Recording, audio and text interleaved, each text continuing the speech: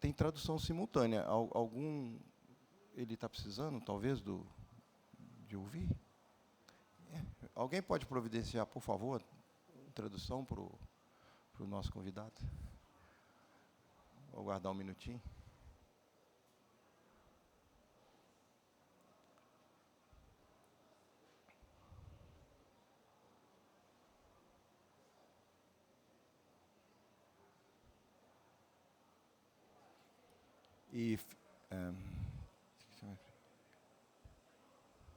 If you need a translator, there is outside headphones to use.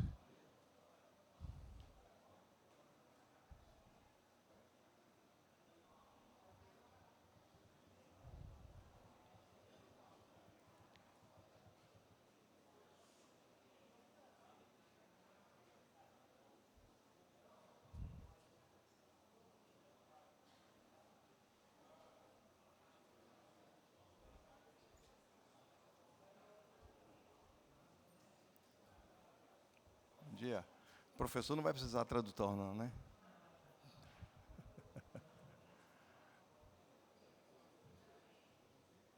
Ok. Vamos começar de novo. Bom dia a todos. É um prazer para a Comissão de Redução contar mais uma vez com esse evento tão tradicional, né, que é o Brasil-Japão, esse intercâmbio que a gente faz. Queria agradecer, primeiramente, ao professor Zé Adilson e à Beatriz Granda da Uzi Minas, que fizeram toda a coordenação do evento, e eles pediram para a gente fazer algumas palavras de introdução, muito breve, para não tomar o tempo. Muito obrigado a todos. Teremos algumas homenagens também durante esse evento. Muito obrigado a todos pela presença. Eu espero que seja um evento bastante satisfatório para todo mundo, que a gente possa receber alguma informação dos nossos colegas do Japão e que eles levem também da gente alguma informação boa. Que seja um bom evento para todos. Eu vou passar a palavra agora ao Leal, que vai fazer o presidente executivo da ABM, para fazer algumas palavras. Muito obrigado, bom evento a todos, que seja proveitoso. Obrigado. Ohayou gozaimasu. Ohayou gozaimasu. Bom dia a todos, todas. Como disse o Helênio, é muito importante essa nossa parceria do Brasil-Japão, que enriquece ainda mais o nosso evento. Pelo que vocês podem estar notando aqui, esse ano nós estamos com 3.000 pessoas, 500 estudantes, que eu acho que isso aí é uma coisa espetacular, porque é o nosso futuro e nós temos que garantir isso aqui, a nossa continuidade, né? Eu agradeço em especial aqui o Helênio e a Beatriz Gandra, que são os coordenadores da comissão técnica. Vocês não imaginam como a comissão é animada. Os dois aqui agitam bastante a nossa comissão, né? E, pela condução do Brasil-Japão, o Zé Adilson, professor da Federal Fluminense. Eu tenho feito umas brincadeiras aqui, mas hoje eu vou respeitar a turma pela Universidade Federal Fluminense, pela coordenação desse simpósio Brasil-Japão, que eu acho que a gente sabe do trabalho que dá pela essa coordenação, acho que é muito importante para a gente. Eu agradeço também aos palestrantes, né, professor Paulo Assis. Eu brinquei com ele agora há pouco aqui, que ele está aqui desde segunda-feira, terça-feira, e não tinha falado ainda comigo a coisa. Você vê, Jorge, como é que são as coisas? O Paulinho é gente fina, nosso parceiro lá na Federal de Ouro Preto. A turma de Ouro Preto participa muito conosco aqui também, graças ao Paulo aqui, né? Professor Hiroshi Gagami, da Tohoku University do Japão. É importante a sua presença aqui e a casa está sempre aberta aqui para vocês do Japão estarem aqui conosco, né? Eu tenho ainda saudades da minha passagem, 3 meses no Japão, depois outras vezes participando como superintendente de exportação da empresa que eu trabalhei. e foi muito importante na minha vida, minha formação, ter passado 3 meses no Japão. Um pouco de disciplina que eu tenho foi aprendida lá. Então, é muito importante estar com vocês aqui. Essa sessão vai ser muito especial e eu acho que todos nós tenhamos bastante proveito sobre isso aqui. Manter essa parceria no Japão engrandece muito o nosso seminário de redução. Então, mais vezes, procuraremos fazer esse encontro. Eu agradeço a todos vocês que estão presentes, os nossos patrocinadores e a toda a comissão que está para trazer esse evento e perto do jeito que está, crescendo cada dia mais. E que ontem eu estava comentando que o sarrafo está subindo, né? E cada vez está ficando mais difícil a gente. Mas nós vamos crescer e vamos ficar mais participativo com vocês. Eu agradeço mais uma vez. Depois, hoje, no final do dia, no encerramento, vocês já vão saber qual é a data do ano que vem, a empresa que vai ser patrocinadora do ano que vem como anfitriã. Isso tudo nós vamos informar hoje no final do dia. Mas muito obrigado a todos e tenhamos um bom seminário aí. Muito obrigado.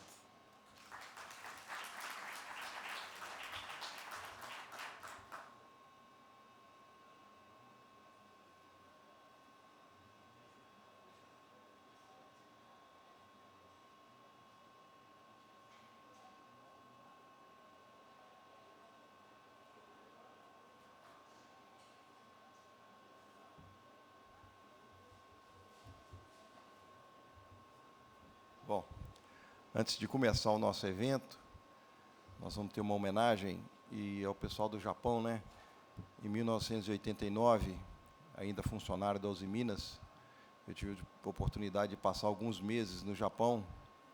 Então, eu fiquei uns 6 meses lá, treinando nas usinas de Oita, Nagoya, Muroran, Kimitsu. Então, foi um período muito bom. Passei bastante frio lá, principalmente em Hokkaido, mas foi um período muito bom. Bom, Bia, esse ano, todo ano, a Comissão de Redução faz uma homenagem, e esse ano o nosso homenageado é um grande siderurgista, uma pessoa que é referência para todos nós, na área de siderurgia, na área de carvão e coque, né, na nossa área. Então, a nossa comissão ouve por bem homenagear um colega que a gente espera trazê-lo bem para próximo da gente aqui da ABM novamente, né? Eu vou deixar a honra para a Bia anunciar e entregar a placa ao nosso colega. Bia, por favor. Bom dia a todos. Também aproveito para agradecer pela presença de todo mundo que está aqui, especialmente, né, dos professores que estão vindo lá do Japão. É uma honra muito grande para a gente a presença de vocês. Agradecer, né, ao Helênio, ao Adilson pelo apoio aí, né, na organização do Brasil-Japão e a toda a comissão. Agradecer a ABM. E acho que não teria momento melhor para a gente fazer essa homenagem ao nosso homenageado do dia, né, a esse profissional de enorme importância na siderurgia. Quando se fala em carvão e coque, a gente está falando de energia, e a gente está aqui no evento em que a gente vai falar de melhor eficiência energética, né, as melhores práticas na redução. Então, eu vou deixar, né, que o nosso homenageado, deixar o tempo para que o nosso homenageado também possa nos dirigir algumas palavras. Agradeço pela presença do filho dele aqui também presente conosco e convido para vir, junto com a gente, entregar a placa ao senhor Jorge Caldeira, nosso homenageado do evento.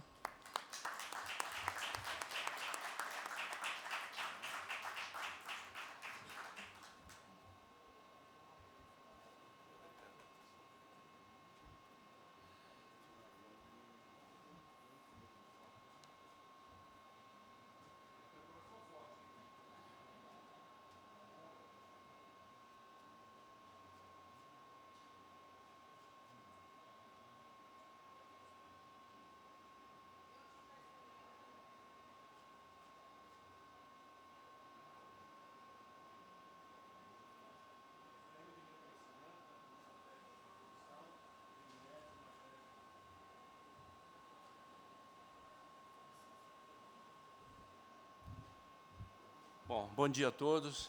Como eu disse, tem que ter o coração forte, né? Apesar de 5 stents, o meu ainda está firme.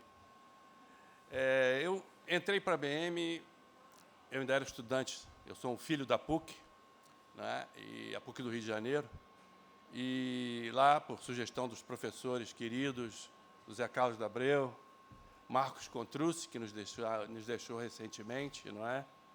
Professor da Abreu em metalurgia geral, Contrucci em siderurgia, já são 50 anos, né? E aí, mais na frente, esses mesmos professores me mostraram que carvão não era aquele que eu fazia churrasco. Carvão era um pouco mais do que isso, não era carvão mineral.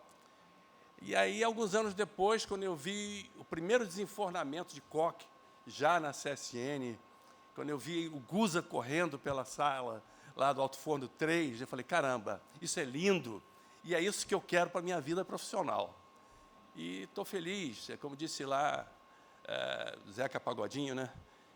Sou feliz e agradeço por tudo que Deus me deu, e eu só posso atribuir à generosidade da comissão esse convite, essa homenagem, essa honraria que eu não vou esquecer jamais.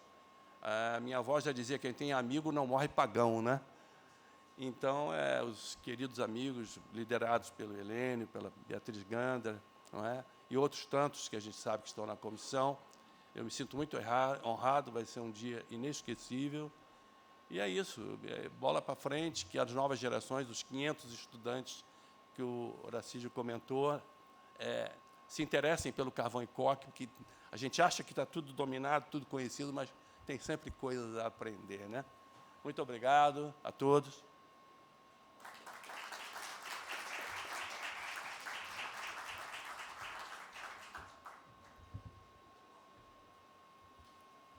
Bom, terminada essa primeira parte de homenagens e agradecimentos, vamos agora à parte técnica do evento, né? Eu vou pedir ao professor Zé Adilson para fazer a condução, que seja um bom evento para todos.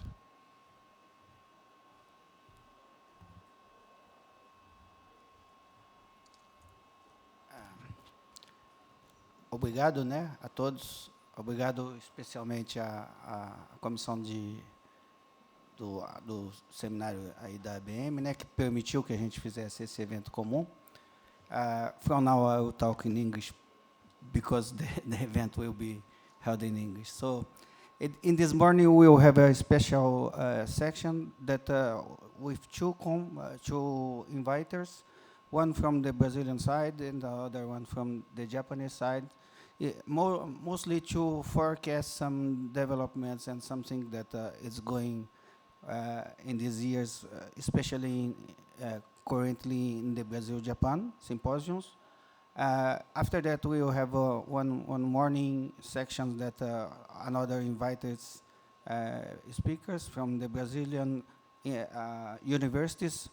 Unfortunately, we have to choose some small number of institutions, so we just one presentation for each Brazilian university and one or two presentations for each Japan universities.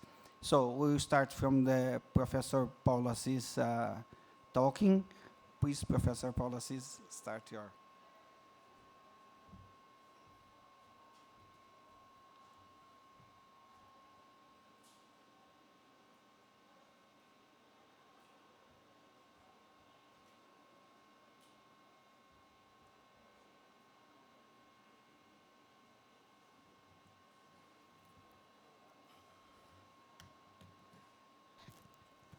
Mr. Chairman, ladies and gentlemen, good morning.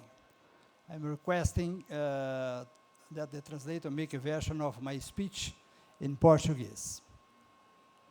The title of my presentation is Some Technologies to be Used in Iron Making and Steel Making to Reduce Greenhouse Gas.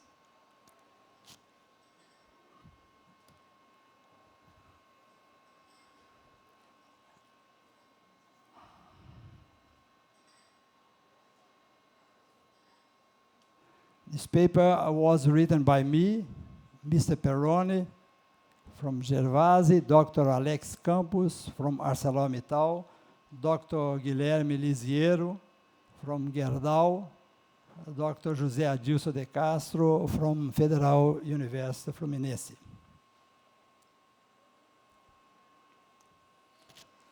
I am professor at the Escola de Minas, 149 years old, not me, of course. Mr. Guido Perroni, the director of Gervasi, Dr. Alex Campos from ArcelorMittal Tubarão, Dr. Guilherme Lisiero from Gerdau, and Professor Castro from Fluminense Federal University in Volta Redonda.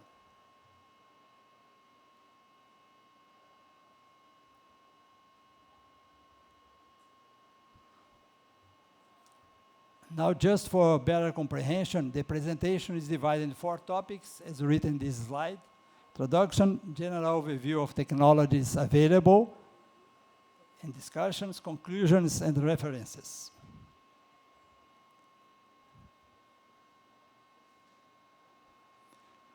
This slide shows 4 pictures, where it can be seen the first figure in the left-hand side, the estimation of CO2 equivalent generated in the world. You see that the big amount of CO2 is generated in the United States of America and China. Both countries are responsible for around, in 2024, 17 billion tons of CO2 equivalent. That means around 40% of total CO2 equivalent emitted in the world. In the second picture, right-hand side, it was shown the evolution of the temperature in the last 150 years. That means we got 1.5 degrees Celsius plus in this year. Of course, the reason of that is related to CO2 equivalent emitted in the world.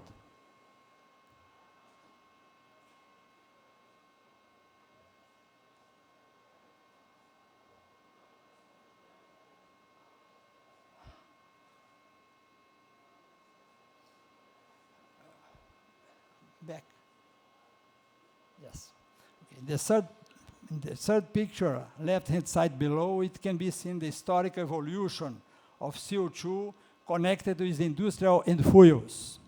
It is clear that the fuels, oil, coal, and gas, are responsible for around 80% of total CO2 equivalent in the world nowadays.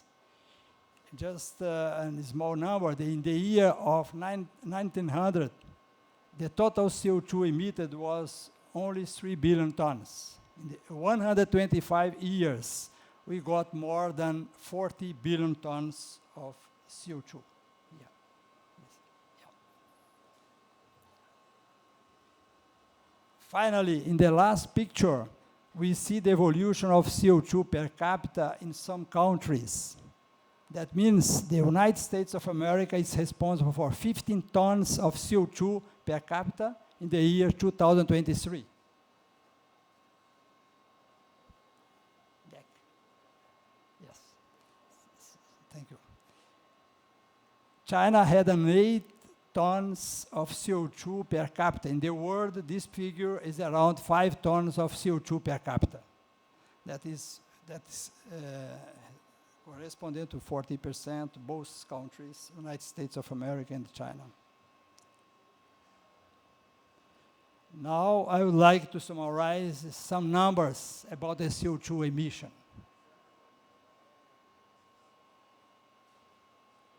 This way, considering the steel production in the world last year by 1.9 thousand million tons, then the total CO2 emitted by the steel industry was 3.8 thousand million tons. The total CO2 emitted in the world was 45,000 million tons. Then the steel industry responsible for 80% of total CO2 emitted.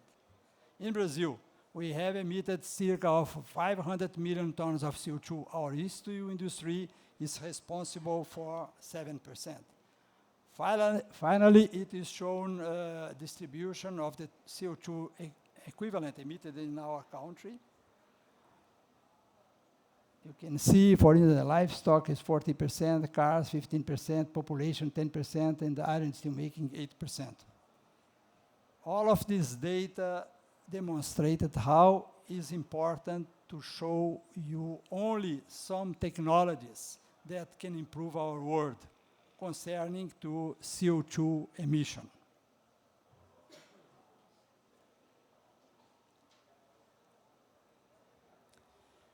The paper shows some technologies to improve the results coming from the challenging issues connected with greenhouse gas reduction in the world. This way, it will start to use technology connected with profit of waste by using vibropressing machine. New brand technology using powder as biomaterial in the iron and steel making.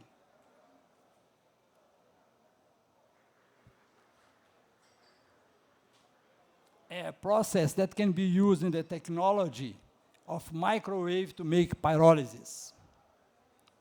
A system to make biodigestion of organic compounds and cattle breeding waste from bovines and pigs.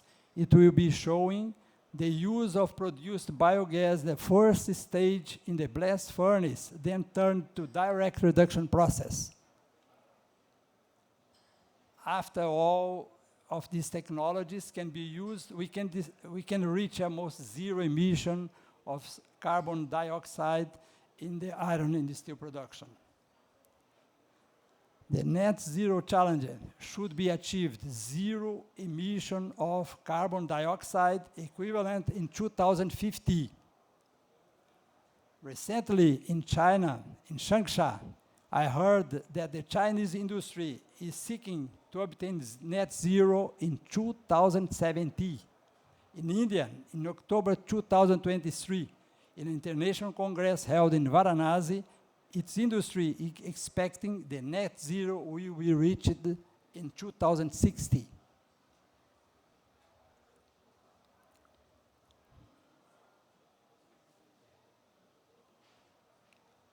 Connected with the process to prepare the raw materials, there are sintering, pelletizing, and briquetting, or better is vibropressing.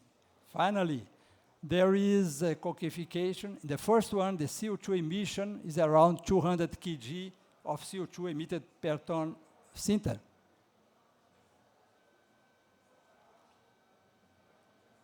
In the pelletizing, the CO2 emitted is around 80 kg per ton pellet. Considering the briquetting, this number is 60 kg per ton briquette. Finally, the vibropressing, the figure is 45 kg of CO2 per ton. That means if you can decide, if you have the right material, fines to be agglomerated, the best process, considering the agglomeration, is for sure vibropressing. The figure 1 shows the system developed by Gervasi, Italy, by using vibropressing for binding waste to be used in the process. That is the equipment, and here is one example of the briquette produced. The vibropressing agglomeration methodologies involves mechanical vibration with self-adjusting amplitude and frequency, enabling the production of high-strength briquettes, curing at temperatures below 45 degrees Celsius, using mineral-based binders and a highly homogeneous semi-dry mix. This process increases the reuse and recycling rate while significantly reducing CO2 emissions. It can become one of the most effective solutions to convert fines into agglomerates that partially replace raw materials in iron and steel making operation.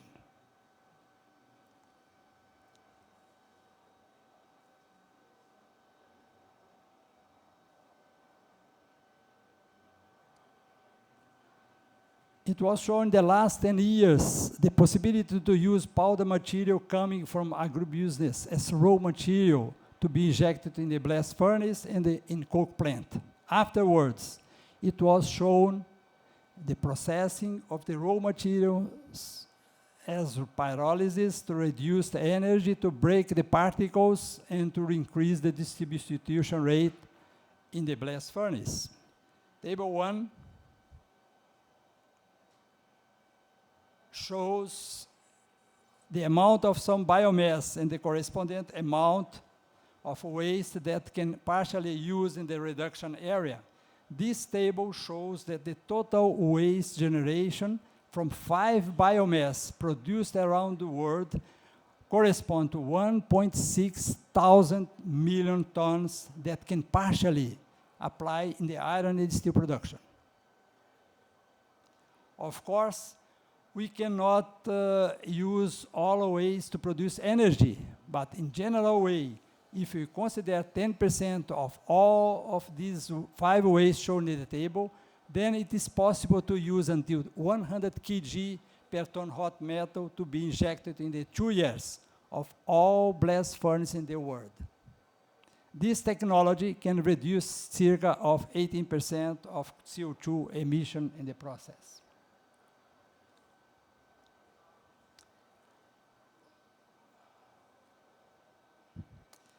A problem that can be raised from the raw biomass to be used in the blast furnace comes directly from the chemical analysis. Figure 2 shows the possible use of raw materials from agrobusiness into the blast furnace, so as the effect on the substitution rate. As the biomass raw material normally has less fixed carbon, normally by 20%, all of this one. This one can be improved if the biomass will have pyrolysis, then the fixed carbon will be increased. For instance, for the charcoal, you have around 0.70, and for coal, even 0.95 the substitution rate. This way, as it can be observed in the same figure, it means when injecting a material with fixed carbon shows clearly that the substitution rate will be increased too. That means if the pyrolysis of biomass will be done before its injection to the blast furnace 2 years, then higher replacement rate can be obtained.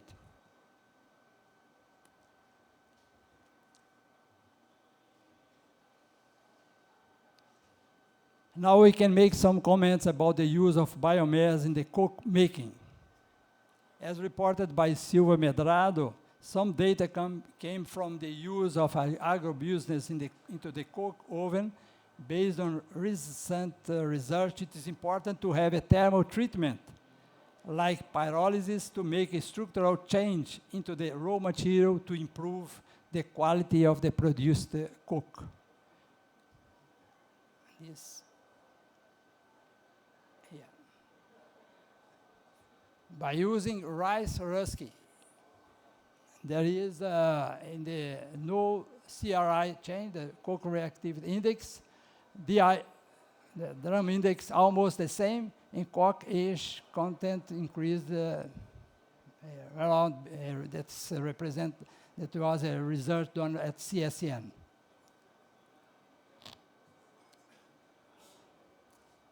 Some other research done at Gerdau did show that when inserting biomass in the coal mixture in a pilot plant, we had a decrease on the quality of the coke produced, as it can be seen in the figure 4. By using coarse particles of biomass, charcoal in this case, the decrease of DI index was higher because the charcoal is an inert particle. This way, the effect on the coke quality suffers by using low specific area of the biomass. One big advantage of using charcoal in the mixture is the sulfur content. It can reach around this reduction on the sulfur content. One big advantage, of course, is that there is a huge decrease on CO2 emission. That means it's expected that we can have a reduction by 5% in the coke emitted in the coke oven furnace. You can see here in the coarse particles and the fine particles of charcoal. Coming to charcoal production, as it well known, the process of producing charcoal was developed in 19th century by using small furnaces. One problem of the normal process of pyrolysis is the total time to produce charcoal. Around 240 hours is the normal time to produce charcoal, considering 3 steps: heating, pyrolysis, and cooling. Figure 5 shows the mechanism of heating in the comparison with another type of heating. All of you, maybe you can know this sauna. Of course, you can use wood for just to sit in the sauna. If you would like to have copper, that's not possible to sit on this. That is one big advantage. That's the heating process. The heating process is quite different. Based on this, when the microwave will be used, the total time can be reduced until 20 minutes.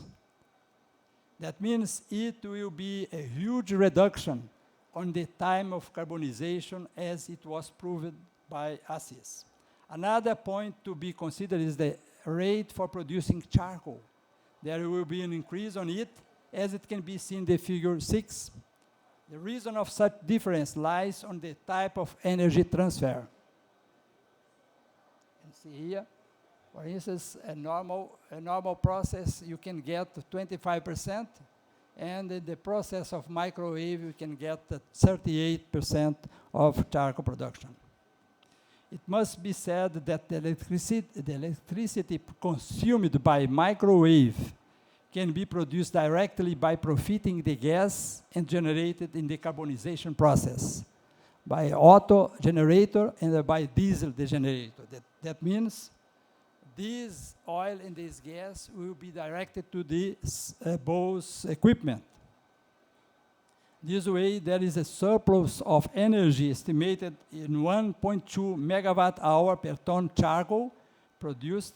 It can be sold to the open market. This process was developed by Ondatec and UFOP Redimate Escola de Minas for 10 years back. Now it arrives on one of the cherries on the cake.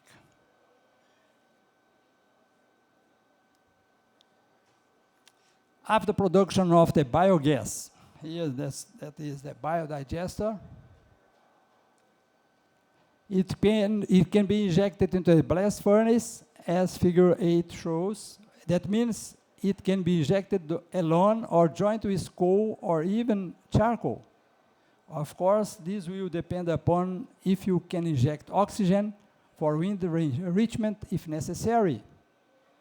In case it is decided to inject biogas, one point that must be considered is the heat power of this one compared to the natural gas.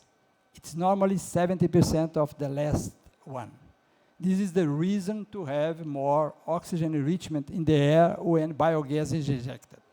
Here into the blast furnace, in the 2 years you can inject this biogas.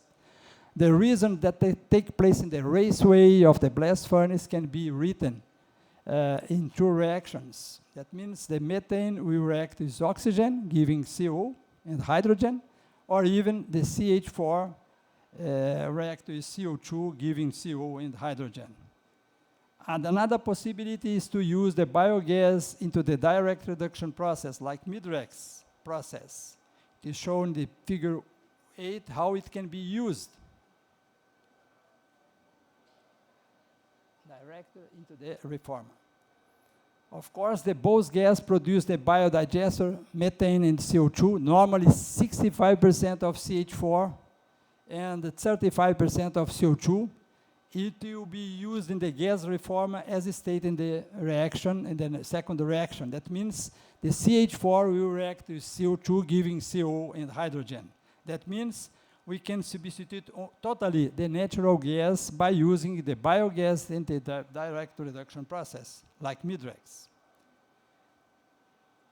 it can be used biogas into the blast furnace. The amount of it is limited by the thermal conditions in the raceway. This way, it can be estimated we can reduce around 10% of greenhouse gas in the blast furnace when biogas is injected, substituting coal and natural gas injected on it.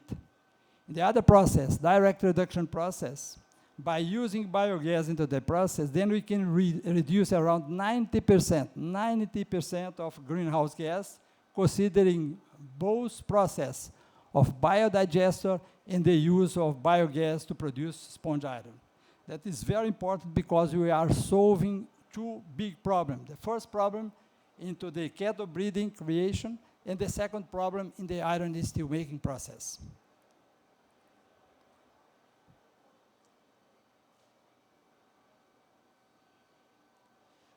Now we can just summarize the four vectors then that can be shown for you compared with the biogas with the natural gas. Considering these social advantages, the use of this biogas will improve the use of the work of the people in the small cities, improve salary and condition of small cities, and of course less exodus from small cities to big cities. No formation of slums, like in big cities in Brazil or other countries. The other point is connected to environmental advantage, that we use fewer raw materials like natural gas. We should tell you that if we are using natural gas in Brazil, the date that we have no more natural gas is 2044. That is one big advantage. Another one, we are converting the methane in CO2. That means methane is normally 21 worst connected compared to CO2, and less deforestation. That is another big advantage considering the environment. Considering the cost and investment, less investment compared to this natural gas, 1 to 10. That is a big advantage for the people that would like to invest in this such technology. Less cost, that is this capex, less cost in comparison with natural gas, that's 1 to 2. As we saw yesterday in the open session here at ABM, the cost of natural gas is around $40 per million BTU. That means the idea of our consumer is to reach $7, even though that is a huge amount of money that you are giving for natural gas. And of course, higher performance compared to electricity generation. That means if you use the biogas into the blast furnace or even in the direct reduction process, the performance rate will reach around 80%. If you consider the use to produce electricity, this figure is around 30%. And of course, logistic, we can use the same system, natural gas, to make this synthetic natural gas or biogas.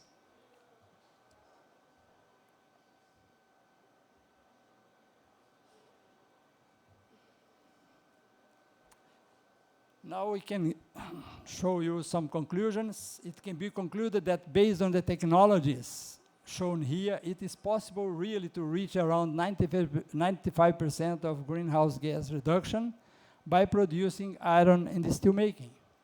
The process of fiber press can really improve the quality of the briquette and reduce the greenhouse gas. By using a material produced by the machine, it is possible to reduce the greenhouse gas by 5 or 10%. It is possible to use biomass in the blast furnace for substituting coal as an injecting material. It is expected to have a higher substitution rate when the biomass can be pyrolyzed.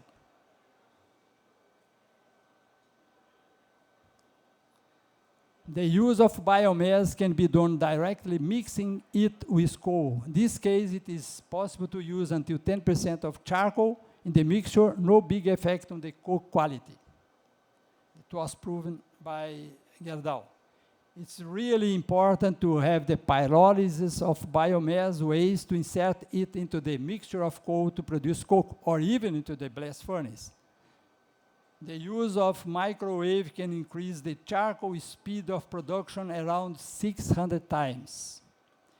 It is possible to have additional electricity generation by using the gas and oil produced when wood will be pyrolyzed by microwave. This means it can be produced around 1.2 megawatt hour per ton of charcoal. This one, the use of organic waste joined with cattle breeding waste can produce gas, and this one can inject into the 2 years of blast furnaces. The possibility to use biogas into the direct reduction process like Midrex can reduce more than 90% of greenhouse gas for iron and steel making. We can reach, by using these technologies, joint and or separate to get zero emission of greenhouse gas. We would like to acknowledge the ABM, Professor José Adilson invited me to give this conference, UFOP, Escola de Minas, CNPq, CAPES, FAPEMIG, Redmat, Gerdau, ArcelorMittal, and Gervasi. For all of this data and discussion, those are given to make this paper.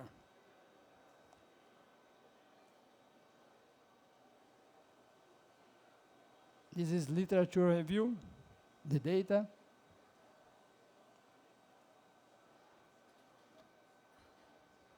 Now just before to close the session, I would like to just to show you that is a congress organized by Florian. It will be in Philippines this year, in the Cebu Island. That means we have a total 8 students from UFOP that will go with me in this congress.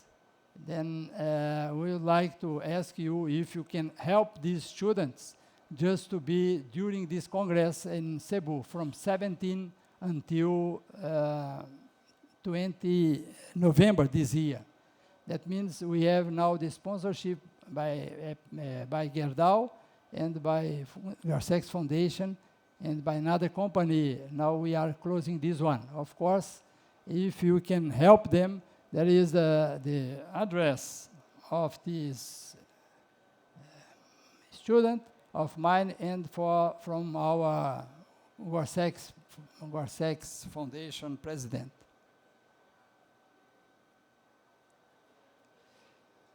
And I would like to invite all of you to participate in the next BRICS for Sustainability 2026. This will be done in Rio de Janeiro, in Windsor. That means this Congress, we will have around 19 countries from BRICS, and outside from BRICS, we invited the Japanese, some Japanese industry, Japanese companies, and German companies, US, Canadian, and another countries outside from BRICS. This way, we would like to invite you to present a paper and to have an exposition on this Congress. We are just inviting all of the municipalities of these 19 countries. We prepared around 1,000 emails just to invite these municipalities to be there. And outside of this, some companies, they will be there just to show the service and products that they are doing.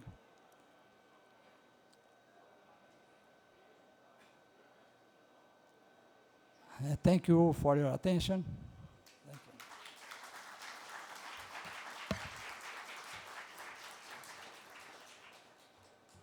Foi o tempo, foi bom? Foi bom? O tempo tá bom? Não, tá bom. Thank you very much for Professor Assis. I know you have some questions for him, but I will ask you to keep these questions for the end of this section, so I will ask Professor Nogami from Tohoku University to do his presentation.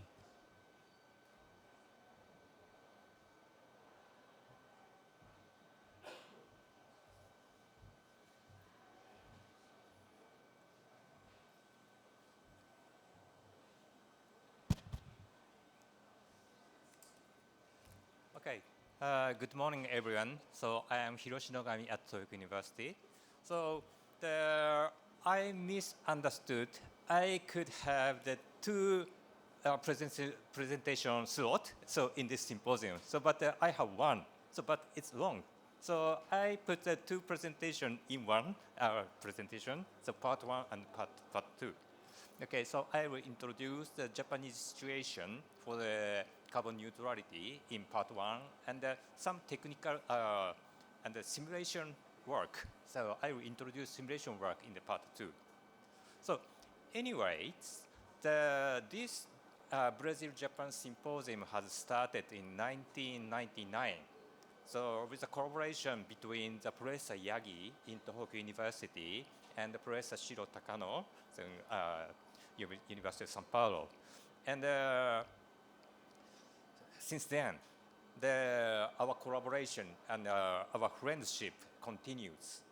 Okay, and Professor Yagi retired in 2005, and since then, it's already 20 years.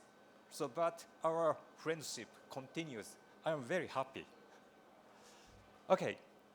Anyway, so I want to start my talk.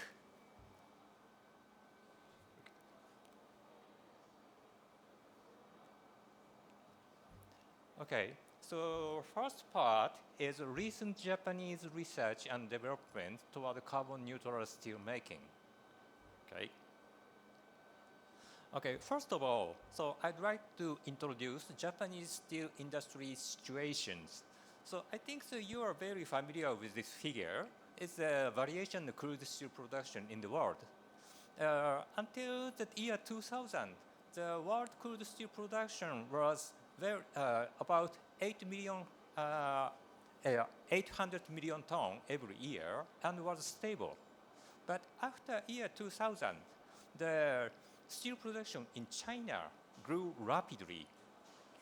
So with this Chinese grew up, the world crude steel production also grew up. Now, so the world crude steel production is about 2 billion tons a year. So, and next to China, India is the second largest producer, and Japan is the third largest producer. And in 2023, Japan produced 87 million tons of steel. Okay, so and this slide shows the global fossil carbon dioxide emission by country. Japan is world's fifth largest carbon dioxide emitter. So, and Japan emits about 1 billion tons of carbon dioxide. Among these 1 billion tons of carbon dioxide, about 34% is emitted from the manufacturing industries. And in this industrial carbon dioxide emissions, the 40% is emitted from steel industry. So that means that about 13% of the total carbon dioxide emission from Japan is released from the steel making industry. So that means, so to mitigate carbon dioxide emission from the steel industry is the requisite to realize the carbon neutrality in Japan. Okay. So on May 24th of 2007, late Prime Minister Shinzo Abe gave a speech at the Future of Asia Symposium. He invited all attendee countries for that symposium to halve the carbon dioxide emission by 2050. Afterward, October 26 of 2020, ex-Prime Minister Yoshihide Suga gave the policy statement speech, and he declared Japan aim the carbon neutrality by 2050. So according his speech, Japanese government changed the nationally determined contribution of Japan from minus 26% to minus 46% by 2030. Okay? So according to such governmental activity, the steelmaking project has started. So after the speech of Shinzo Abe, the Coast 50 project started. Then the Prime Minister Suga's speech, so zero carbon steel and GI fund and grains project has started.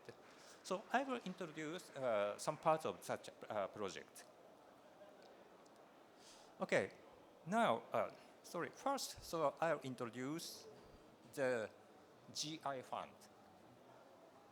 So GI fund is a Green Innovation Fund. So it is established by the Ministry of Economy, Trade, Industry of Japan. It is called METI. So it is a 2 trillion yen fund. It's so huge, huge fund. And this fund is placed due to provide continuous support for research and development project, demonstrations, and social implementation projects that commit to the ambitious goal of the carbon neutrality. And the METI selected 14 sectors to contribute the carbon neutrality, not only carbon neutrality, but also the economic development of Japan. The 14 sectors are here, and steel-making projects included in this part, okay? Carbon recycling and material part sectors. Okay. Under this Green Innovation Fund, GRAINS project has started. So GRAINS stands for Green Innovation in Steelmaking. And this project run by the Hydrogen Steelmaking Consortium, where the Nippon Steel, JFE Steel, Kobe Steel, and JRCM, Japan Research Center for Metals, attended. And so this project carry out multi-track development for new steel production process in which the low-grade iron ore is reduced by green hydrogen to produce high-grade steel product.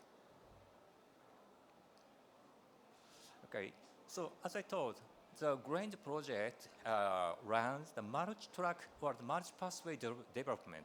That includes the blast furnace process, direct reduction process, electric arc furnace process, and the electric smelting furnace process. It is started in last year. Okay, so this slide summarized why they take the multi-track pathways. The direct reduced iron by the natural gas is commonly produced, but it requires high-grade iron ore. So, but the high-grade iron ore, the amount of the high-grade iron ore is very limited, and we must use low-grade iron resources. So that means we need low-grade iron ore in the direct reduction furnace, also in blast furnace. So it will help to reach carbon neutrality earlier. Okay, so and this is it also shows the importance of multi-pathway process. So this side is a blast furnace, this furnace, and this side is a direct reduction furnace, and EAF or ESF. Okay, so this multi-pathway pathway development consists of these projects. The first category is development of hydrogen reduction technology using blast furnace, And the second category is the development of hydrogen direct reduction technology to reduce low-grade iron ores.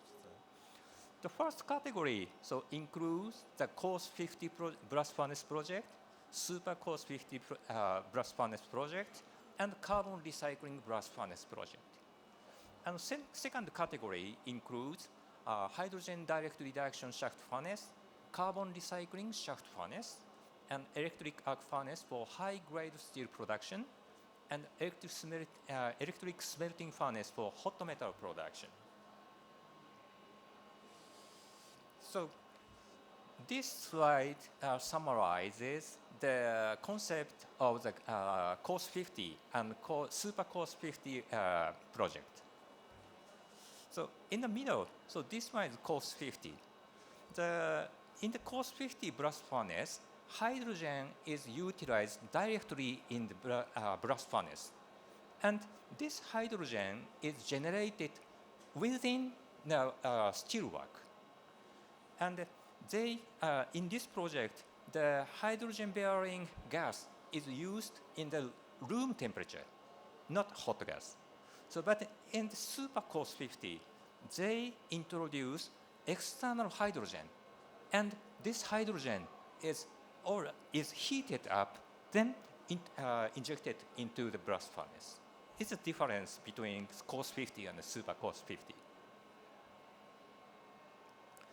Okay, this is a recent result of the coarse 50 experimental blast furnace.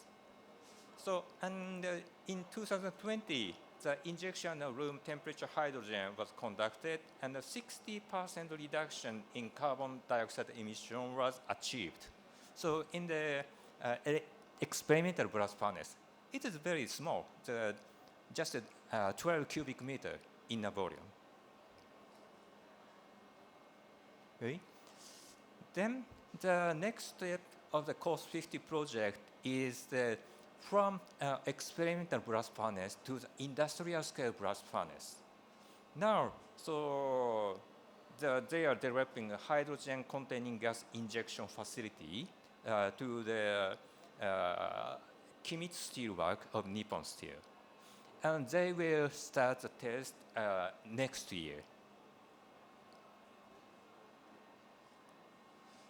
Okay, so this one is the super coarse 50 experimental blast furnace. And the experimental blast furnace of the coarse 50 is modified to inject the hot hydrogen. And now, so they are carrying out some campaigns.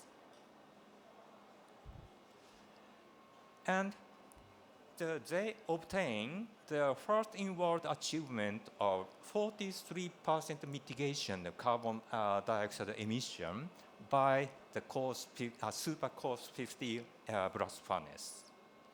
Okay, so now, so they are conducting with a scale up. That means a scale up to the small size or the industrial scale size of the blast furnace. Okay, next one is the carbon recycling blast furnace. So in this case, hydrogen is not directly used in the blast furnace. But in this case, the carbon dioxide in the top gas is converted to the methane by methanation reaction. And this converted methane is injected back to the blast furnace. And this recycling use of carbon can reduce the use of coke. Then carbon dioxide emission will reduce. Okay, now the 150 cubic meter scale small pilot plant is settled in the JFE Chiba area, and they start the test operation this year, and they will continue to next year. Okay, next one is a direct reduction shaft furnace case.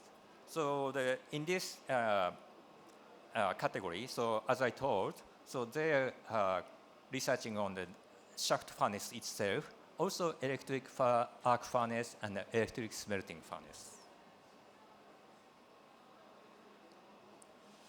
Okay, so they want to demonstrate a technology that decreases carbon dioxide emission by 50% or more, so relative to the current blast furnace method using low-grade iron ore by the year 2030. And they pursue the technology to enable the utilization of low-grade pellets. Okay, now the 24 ton per day small experimental shaft furnace was constructed so in the Hasaki Research and R&D Center of Nippon Steel. And they will start the test operation in this year. Okay, this carbon recycling technology is also applied to the direct reduction shaft furnace. And now the very small-scale shaft furnace is settled in the Chiba works, and test operation was started last year.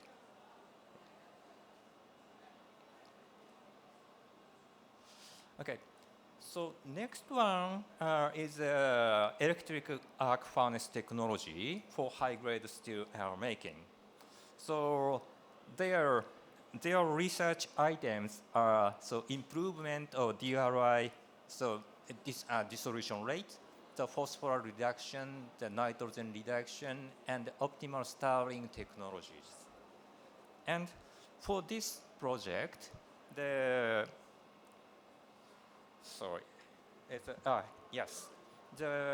test was began in a 10-ton experimental electric furnace at Nippon Steel, and also 10-ton experimental electric furnace in JFE Steel. And so the Kobe Steel has they started the test earlier, and they started some experiment in 2022. And now, so this test operation is continuing.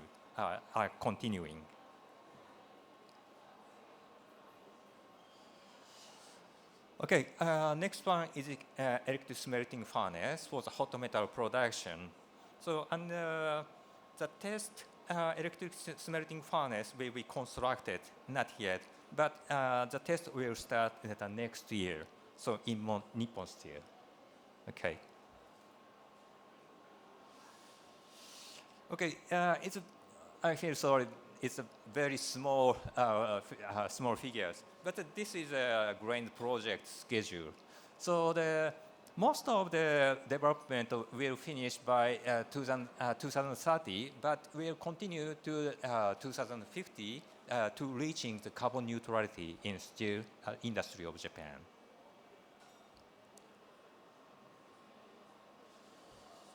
Okay, the next one is much R&D activity in the iron making area. Okay. So this is IEA's forecast of the process route of crude steel production. So in these figures, 2000 share of the 2019 and ordinary scenario and challenging scenario are listed. So, but this figure is very busy. But what I want to see is just such a lead framed part. So this is the share of the blast furnace. It's also the conventional blast furnace as also the optimized new novel blast furnace process. But anyway, even under the challenging scenario, the 2050 blast furnace possesses the certain share to produce the crude steel. So that means we have to optimize blast furnace. So that's all. Sorry, the effort to optimize the blast furnace should be continued. Okay, And this is Japanese carbon dioxide emission reduction pathway. So this black dot was old NDC, minus 26%. So, but for this line is, sorry. Yeah, so this line is for the 2 degree, the global warming or 2 degrees C limit. The green one is 1.5 degrees C limit. So it is obvious the old NDC is insufficient. So then, so Japanese government changed their NDC to 46%. So this 46% is obtained from the linear decrease of carbon dioxide emission to the carbon neutrality by 2050. So it is almost enough for 2 degrees C limit scenario. So, but it seems the insufficient for 1.5 degrees C limit scenario. So also this pathway shows the importance of the technical development in the blast furnace. Okay, this is a chronological table of the Japanese governmental activity and the iron making project in Japan. Okay, and so this green part I already explained in the previous part of this presentation. And the remaining part is carbon capture and utilization of carbon ultimate utilization projects. So this part I want to explain in detail. So, but today the time is limited. So if you're interested in such a project, please ask me later. Okay?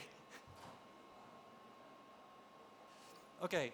So this is until this point the part one. So I have to show the acknowledgement for the Grains project nail here. Okay. So they gave me the presentation slides. Okay. All right. Okay. So going to the part two. So this is a technical presentation. Okay. So multi-scale analysis on reaction of iron ore in the blast furnace. Okay, so I already showed this slide. So this slide shows the importance of the technical development of the blast furnace. Okay, okay. So this is a schematic diagram of the cohesive zone of the blast furnace. The iron ore is reduced in the upper part of the blast furnace and reduced and getting hotter, and ore softens, deform, and melt in the cohesive layer. So once the ore deformation occurs,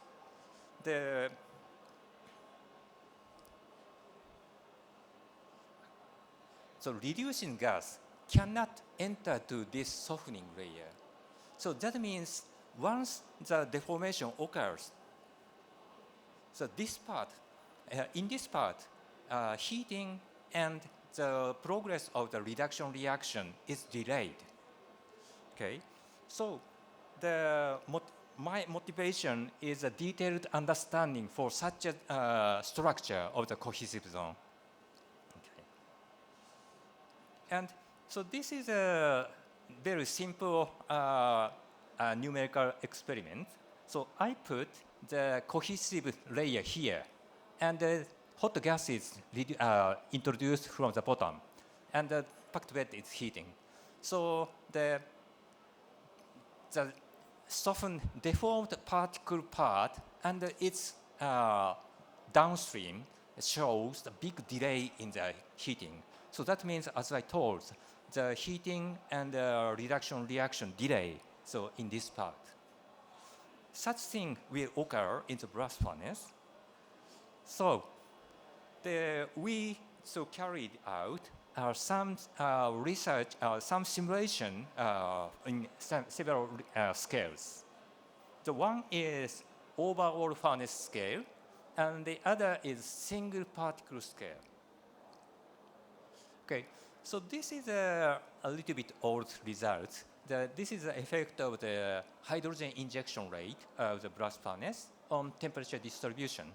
So with increase in the hydrogen injection rate, the stack temperature decrease and temperature gradient just above the cohesive zone steeps, and the cohesive zone height almost constant. Also, with this simulation, so we can obtain the operation indices like reducing agent rate or fuel rate and pressure drop in the blast furnace. So with the increase in the hydrogen injection rate, the reducing agent will decrease and the pressure drop decrease. So such results we can get from the furnace scale simulation. Next, so this one is a three-dimensional particle scale reduction simulation. As you can see, there's such a non-spherical shaped particle, inside the non-spherical shaped particle, the reduction proceeds like this. So this one is a spherical particle case. These three cases compares carbon monoxide reduction case, hydrogen case, and the mixed gas case. So you see such a rainbow part. That means the reaction proceeds. So in this area, for the carbon monoxide case, the area is very narrow.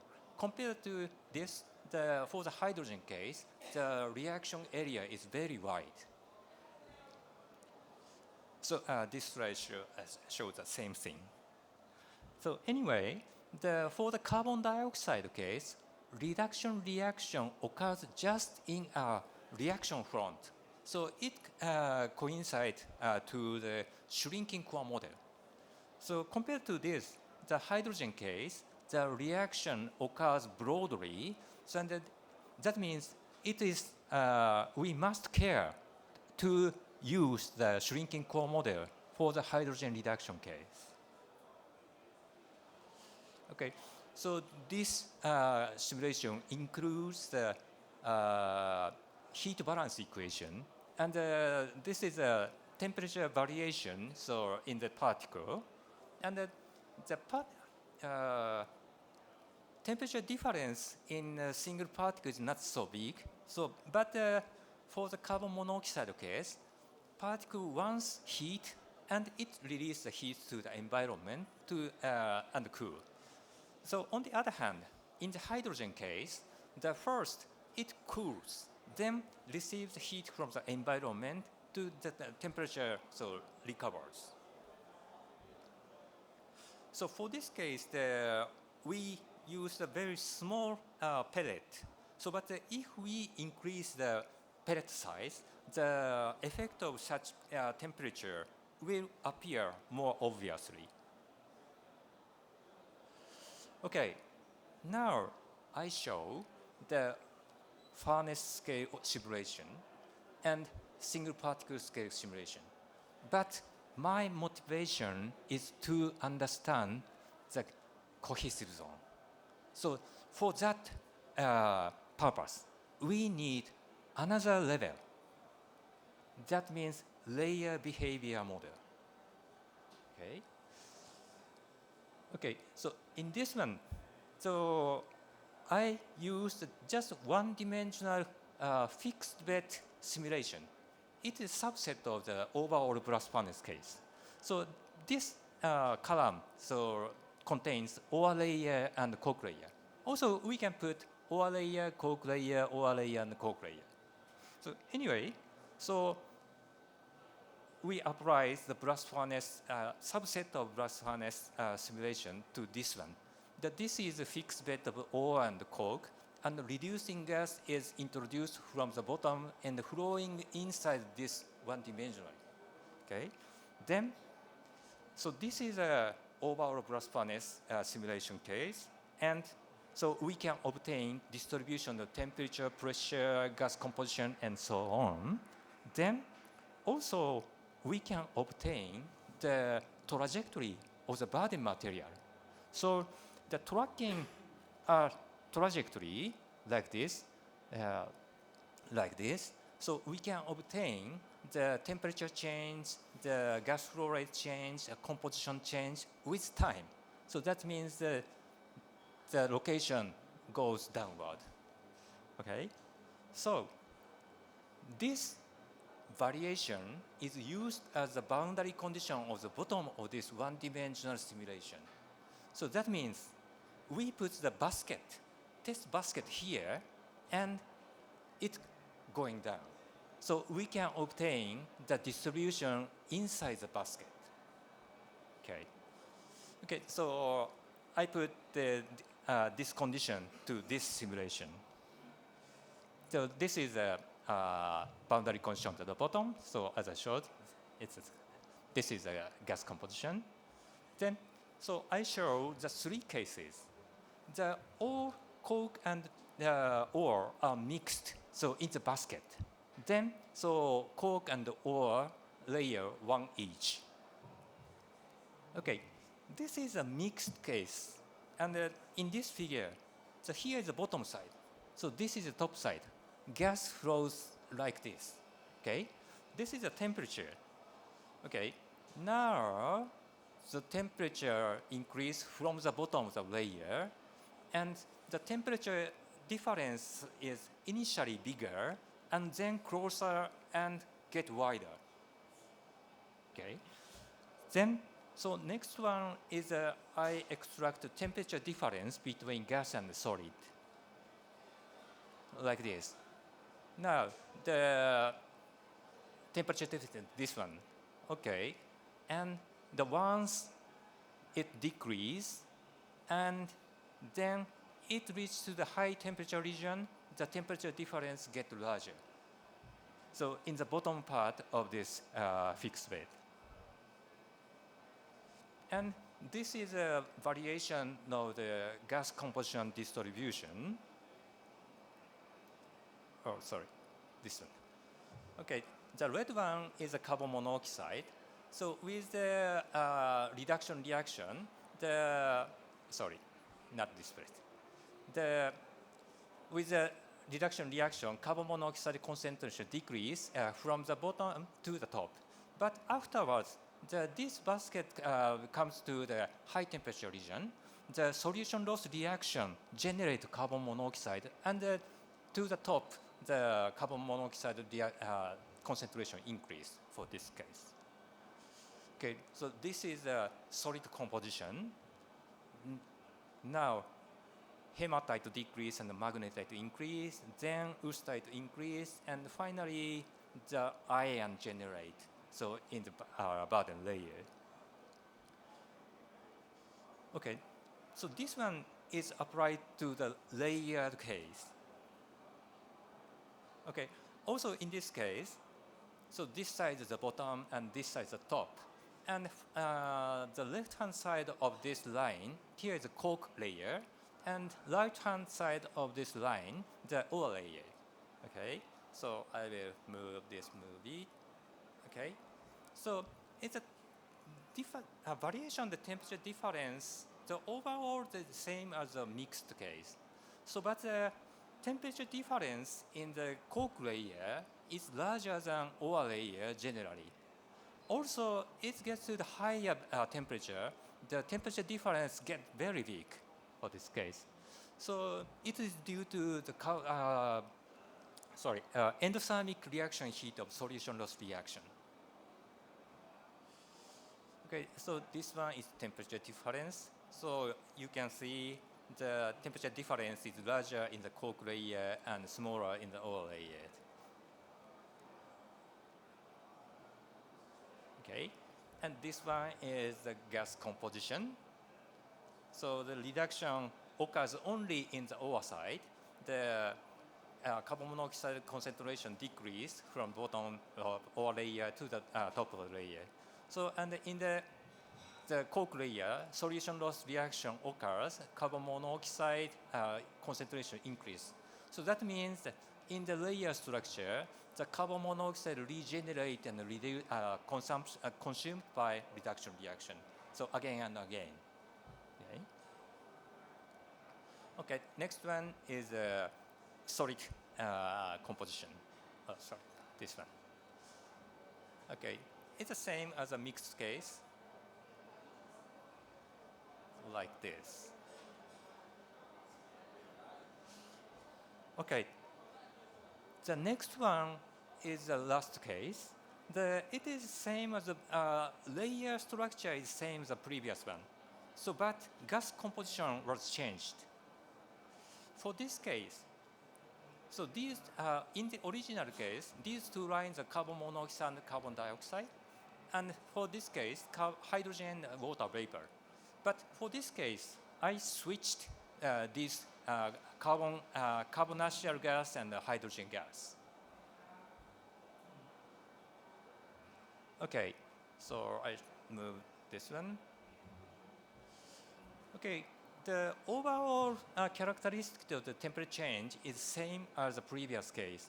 But in this case, in the ore layer, the temperature variation shows such a wavy temperature variation. So it is not shown in the previous case. Okay, then this one is a gas composition. Okay, so the hydrogen changes very big in a narrow area. So that means that in the one layer, the hydrogen reduction occurs in the limited area. So that results in such a temperature wavy distribution. So in the previous slide. Also, this one is a solid composition. Yeah, in the hydrogen reduction proceeds very fast, and the change is quick. So, but compared to the carbon monoxide case, the difference in one layer become bigger. So, like this. Okay. So anyway, so sorry. Anyway, so this simulation work is still going. Okay, so in this study, so we developed a new level simulation of the layer structure, and difference in the reaction and heating process among the mixed charging and carbon monoxide and hydrogen condition were successfully elucidated. So this new model will be applied to optimize novel blast furnace operation, like the Course 50 blast furnace or the Super Course 50 project.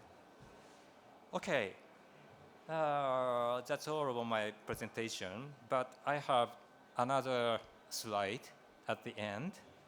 So the year 2027, 2 years later, so we will hold ICST, International Congress of Science and Technology of Iron Making in Sapporo, Hokkaido, Japan. The period is the June 14th and 18th. So it is a very good season to visit the Hokkaido area in Japan. So anyway, so I am thinking to combine Brazil-Japan Symposium with this ICST Congress. So I hope as much people in here can attend this symposium. Okay, that's all. Muito obrigado.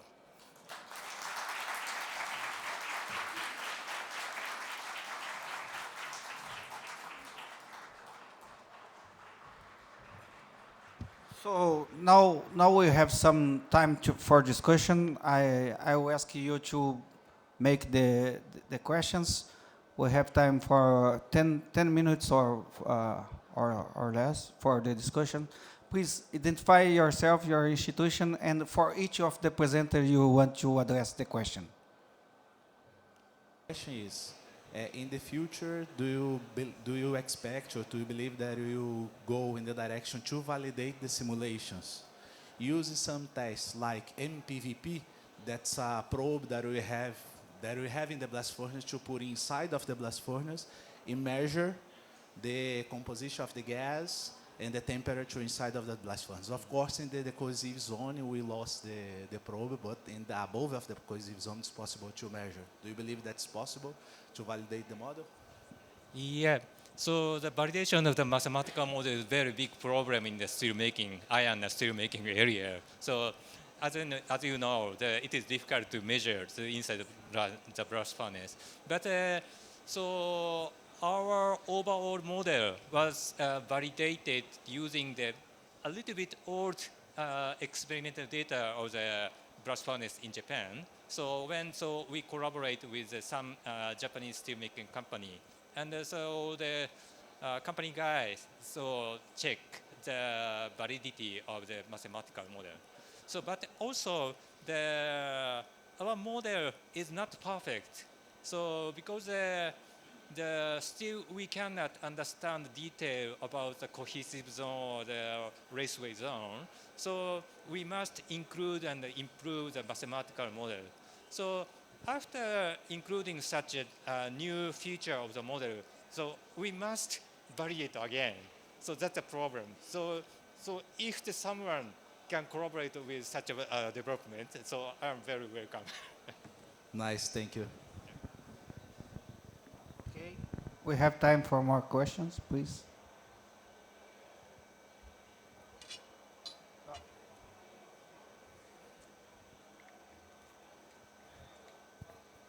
So thank you very much for the presentation. I have the question for the Assis. So in Japan, if we want to use the biomass, the collection of the biomass is very important and a very important issue. So for example, around 30 kilometers or 50 kilometers is the limitation to collect the biomass. So it means that the amount of biomass is limited. So in case of Brazil, do you have any problem like that?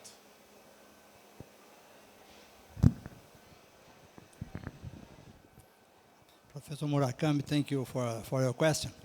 That is interesting because when we have worked with this biomass in Brazil, we have a huge amount of biomass as it was shown in this picture. Not exactly in this picture, but we have in Brazil around today 670 million tons of sugarcane that we are produced, and from this we produce around 200 million tons of sugarcane bagasse, for instance.